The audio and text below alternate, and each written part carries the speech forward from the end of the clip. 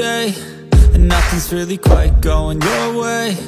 You got bad news that's confusing, you got sad news that you're wounded. And it feels like the worst time, you're worried and scared and not fine. You feel unprepared with no signs, but it'll be alright, you just gotta fight.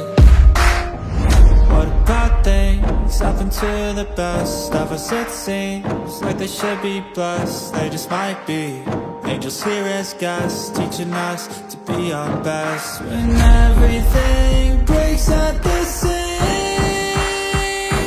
and you feel like you're losing belief, but damn it, you just gotta stay strong. When it all falls apart and goes wrong, when you feel let down and so lost, and it feels like you can't hold on, well damn it, you just gotta stay strong.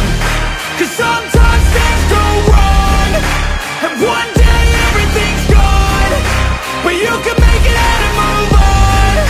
So damn it, you just gotta stay strong. You know that it sucks and it hurts, it's like you've been cursed by the world at its worst. I'm sorry, I know you can't see it, but maybe all these things happen to you for a reason. So stay strong and push through it, your willpower is everything you got, don't lose it.